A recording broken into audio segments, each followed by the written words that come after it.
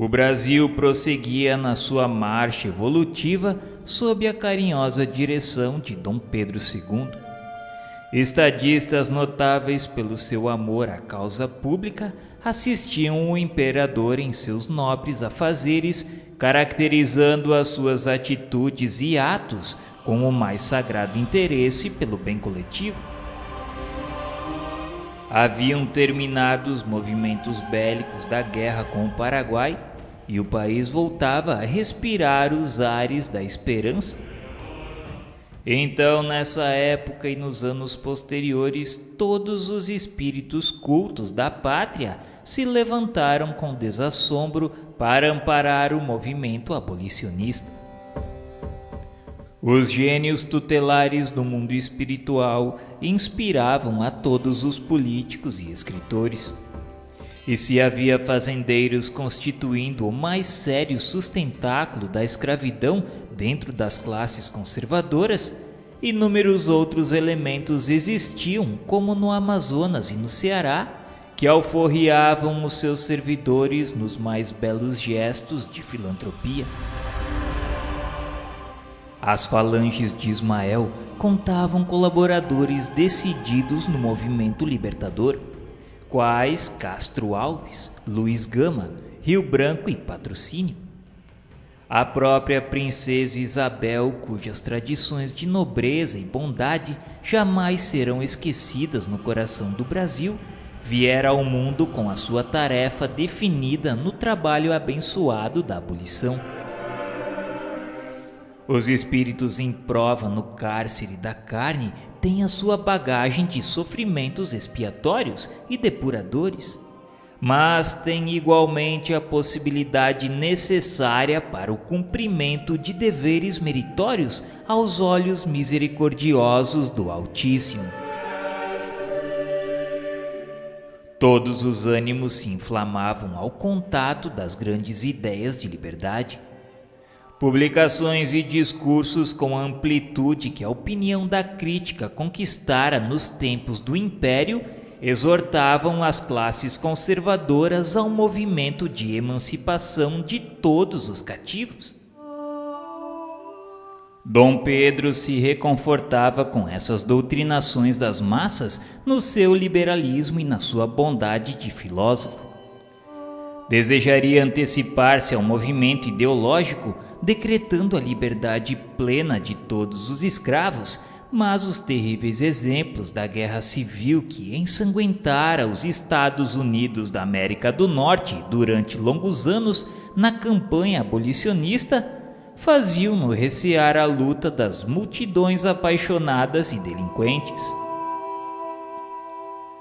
Foi, pois, com especial agrado que acompanhou a deliberação de sua filha de sancionar a 28 de setembro de 1871 a Lei do Ventre Livre, que garantia no Brasil a extinção gradual do cativeiro mediante processos pacíficos.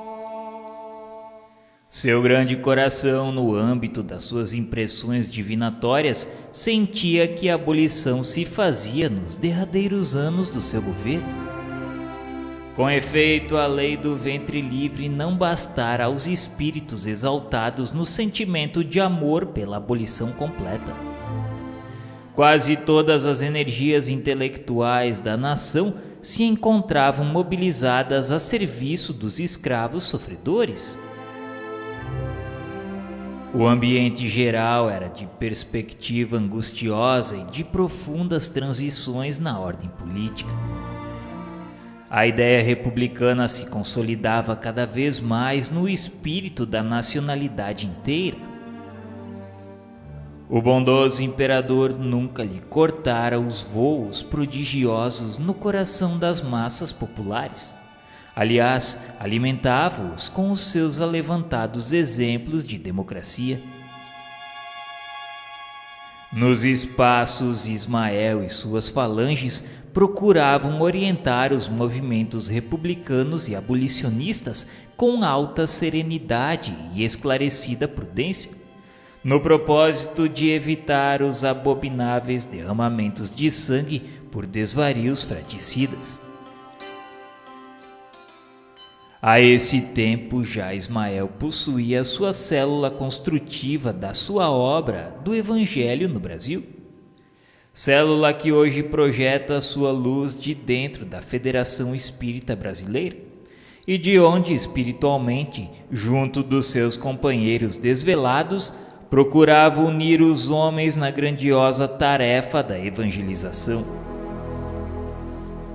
Esperando o ensejo de se fixar na instituição venerável que lhe guarda as tradições e continua no seu santificado labor ao lado das criaturas, a célula referida permanecia com Antônio Luiz Saião e Bittencourt Sampaio desde 24 de setembro de 1885, até que Bezerra de Menezes, com os seus grandes sacrifícios e indescritíveis devotamentos, eliminasse as mais sérias divergências e aplainasse obstáculos, utilizando as suas inesgotáveis reservas de paciência e de humildade, e consolidando a federação para que se formasse uma organização federativa. Enquanto lá fora muitos companheiros da caravana espiritual se deixavam levar por inovações e experiências estranhas aos preceitos evangélicos, o grupo de Ismael esperava uma época de compreensão mais elevada e harmoniosa para o desdobramento de suas preciosas atividades. Todavia, nas lutas pesadas do mundo, Bezerra de Menezes era o impávido desbravador no seu apostolado de preparação, fraternizando com todos os grupos para conduzi-los suavemente à sombra da bandeira do grande emissário de Jesus. Ismael trazia então a sua atenção carinhosa voltada para a solução do problema abolicionista que deveria resolver-se dentro da harmonia de todos os interesses e limpo do sangue das guerras civis. E confiando ao Senhor as suas expectativas, falou-lhe o mestre.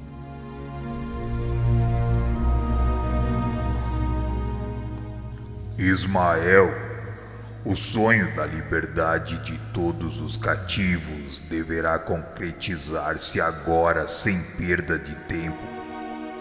Prepararás todos os corações a fim de que as nuvens sanguinolentas não manchem o solo abençoado da região do Cruzeiro.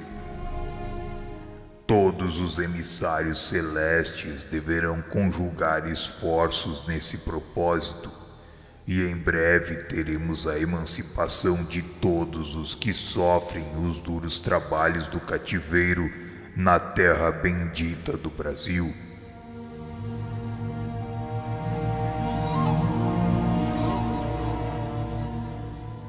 O grande enviado redobrou suas atividades nos bastidores da política administrativa. A estatística oficial de 1887 acusava a existência de mais de 720 mil escravos em todo o país. O ambiente geral era de apreensão em todas as classes ante a expectativa da promulgação da lei que extinguiria a escravidão para sempre, o que constituiria duro golpe na fortuna pública do Brasil. Mas Ismael articula do alto os elementos necessários à grande vitória. O generoso imperador é afastado do trono nos primeiros meses de 1888, sob a influência dos mentores invisíveis da pátria, voltando à regência a princesa Isabel, que já havia sancionado a lei benéfica de 1871. Sob a inspiração do grande mensageiro do Divino Mestre, a princesa imperial encarrega o senador João Alfredo de organizar novo ministério que veio a compor-se de espíritos nobilíssimos do tempo. Os abolicionistas compreendem que lhe chegara a possibilidade maravilhosa, e a 13 de maio de 1888, é apresentada à regente a proposta de lei para imediata extinção do cativeiro. Lei que Dona Isabel, cercada de entidades angélicas e misericordiosas, sanciona sem hesitar com a nobre serenidade do seu coração de mulher. Nesse dia inesquecível, toda uma onda de claridades compassivas descia do céu sobre as vastidões do norte e do sul da pátria do Evangelho. Ao Rio de Janeiro afluem multidões de seres invisíveis que se associam às grandiosas solenidades da abolição. Junto do espírito magnânimo da princesa, permanece Ismael com a bênção da sua generosa e tocante alegria. Foi por isso que Patrocínio, intuitivamente, no arrebatamento do seu júbilo, se arrastou de joelhos até os pés da princesa piedosa e cristã. Por toda parte espalharam-se alegrias contagiosas e comunicativas esperanças. O marco divino da liberdade dos cativos erguia-se na estrada da civilização brasileira sem a maré incendiária da metralha e do sangue. Os negros e os mestiços do Brasil sentiram no coração o prodigioso potencial de energias da sub-raça, com que realizariam gloriosos feitos de trabalho e de heroísmo na formação de todos os patrimônios da pátria do Evangelho, olhando o caminho infinito do futuro.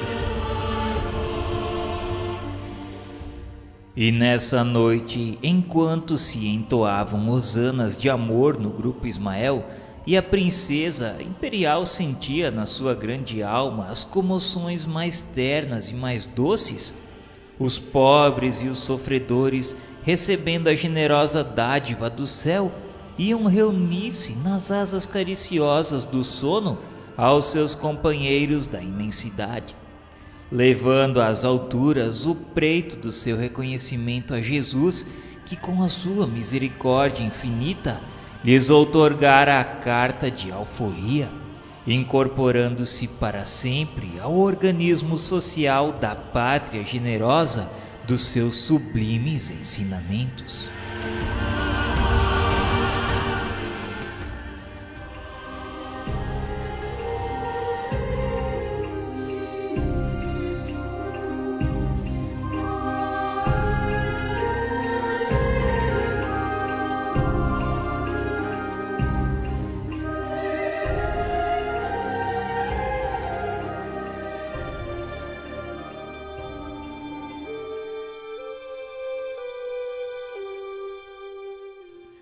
Se a monarquia, embora todas as liberdades públicas que desenvolvera, espíritos avançados do Brasil a consideravam como a derradeira recordação da influência portuguesa.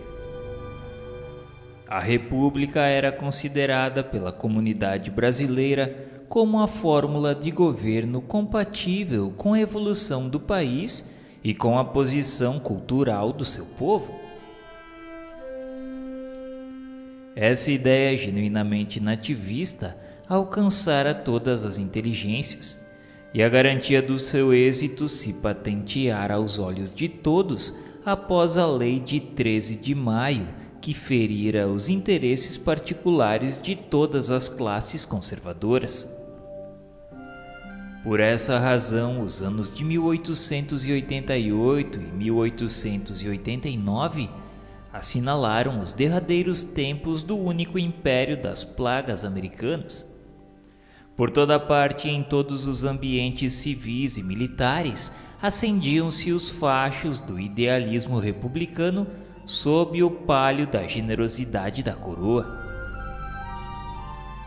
No mundo invisível reúne o Senhor as falanges benditas de Ismael e dos seus dedicados colaboradores. E enquanto as luzes tênues douravam o éter da imensidade, que se enfeitava de luminosas flores dos jardins do infinito, falou a voz como no crepúsculo admirável do sermão da montanha.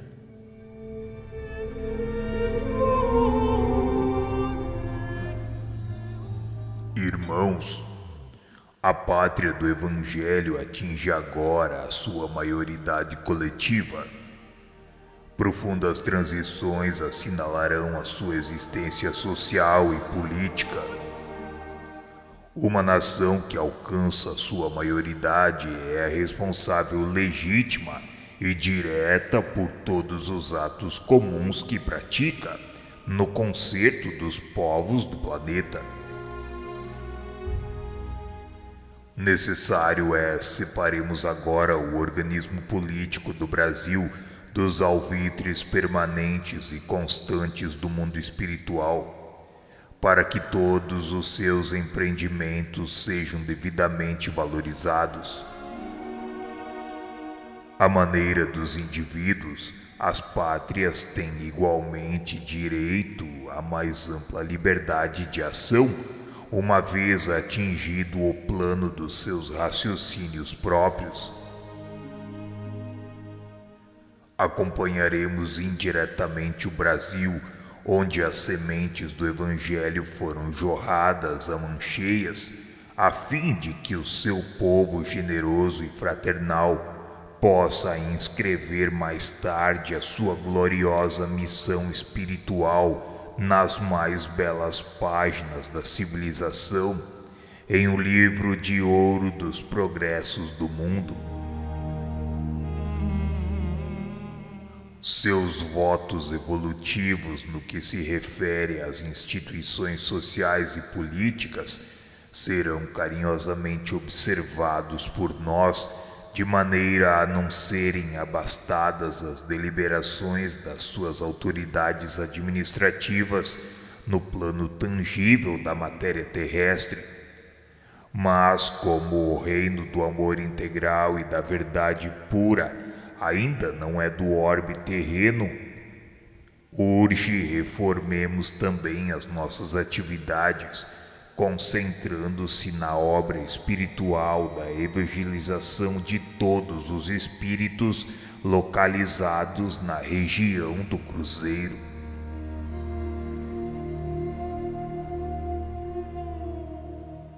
Consolidareis o templo de Ismael para que do seu núcleo possam expandir-se por toda a extensão territorial da pátria brasileira as claridades consoladoras da minha doutrina de redenção, de piedade e de misericórdia. Ensinareis aos meus novos discípulos encarnados a paciência e a serenidade, a humildade e o amor, a paz e a resignação, para que a luta seja vencida pela luz e pela verdade. Abrireis para a caravana do Evangelho que marcha ao longo dos caminhos da sombra a estrada da revolução interior, cujo objetivo único é a reforma de cada um sob o fardo das provas, sem o recurso da indisciplina perante as leis estatuídas no mundo e sem o auxílio das armas homicidas.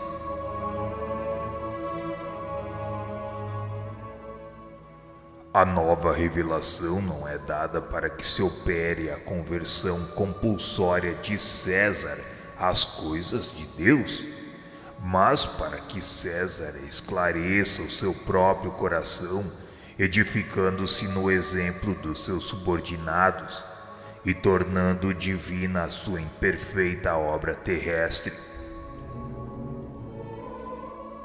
Conduzireis, portanto, aos meus discípulos encarnados o estandarte da fé e da caridade, com o programa da renúncia e do desprendimento dos bens humanos dentro dos sagrados imperativos da sua grandiosa missão.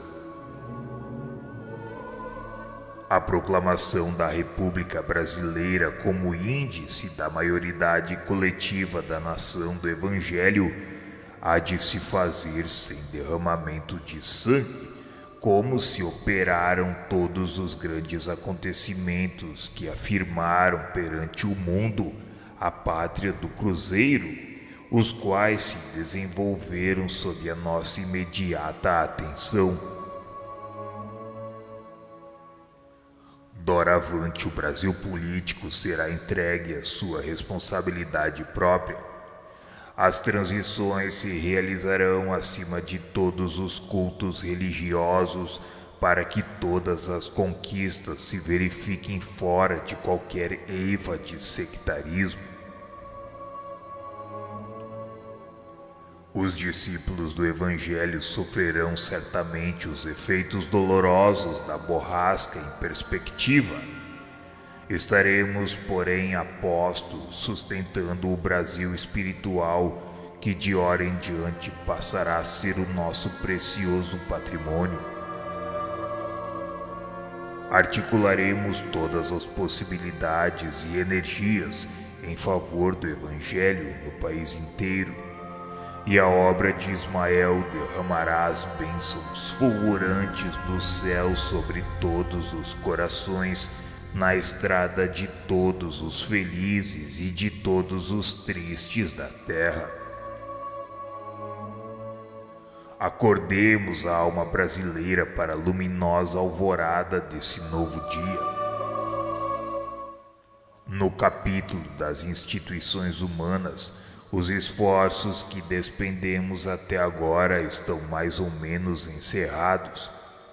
Compete-nos, todavia, em todos os dias do porvir, conservar e desenvolver a melhor parte, espiritualizando essas mesmas instituições dentro das grandes finalidades de todos os labores das esferas elevadas do plano espiritual.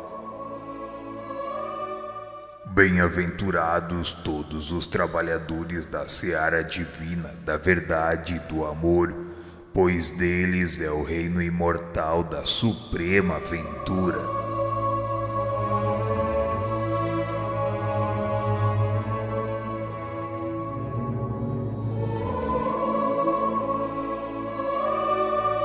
As falanges do infinito, sob as bondosas determinações do Divino Mestre, preparam então o último acontecimento político que se verificaria com o seu amparo direto e que constituiria a proclamação da República. Todas as grandes cidades do país, com o Rio de Janeiro na vanguarda, se entregam à propaganda aberta das ideias republicanas. Os espíritos mais eminentes do país preparam o grande acontecimento. Entre os seus organizadores preponderam os elementos positivistas para que as novas instituições não pecassem pelos excessos da paixão sanguinolenta dos sectarismos religiosos. E a 15 de novembro de 1889, com a bandeira do novo regime nas mãos de Benjamin Constant, Quintino Bocaiúva, Lopes Trovão, Cerzedelo Correia, Rui Barbosa e toda uma pleiade de inteligências cultas e vigorosas, o Marechal Deodoro da Fonseca proclama inopinadamente no Rio de Janeiro a República dos Estados Unidos do Brasil. O grande imperador recebe a notícia com amarga surpresa. Deodoro, que era íntimo do seu coração e da sua casa, voltava-se agora contra as suas mãos generosas e paternais. Todos os ambientes monárquicos pesam esse ato de ingratidão clamorosa.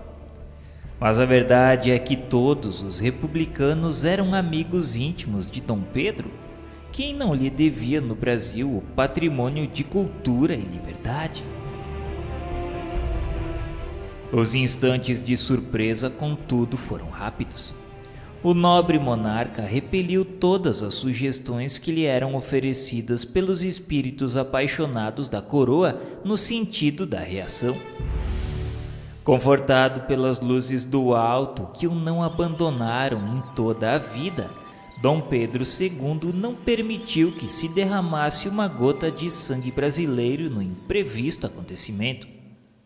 Preparou rapidamente sua retirada com toda a família imperial para a Europa, obedecendo às imposições dos revolucionários.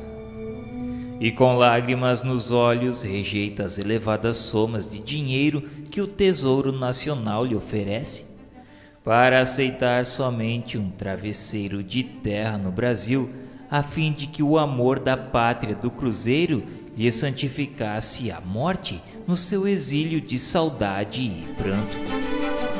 Jesus, porém, consoante a sua promessa, lhe santificaria os cabelos brancos. Uma tranquila paciência caracterizou o seu inenarrável martírio moral. O grande imperador retirou-se do Brasil, deixando não o império perecível e transitório do mundo, mas uma família ilimitada que hoje atinge a soma de quase 50 milhões de almas. Visitado pelo Visconde de Ouro Preto no mesmo dia em que este chegava à capital portuguesa, o imperador lhe declara com serena humildade, dizendo que em suma estava satisfeito. E referindo-se à sua deposição, acrescentou que aquela era sua carta de alforria e agora estava livre para ir aonde quisesse.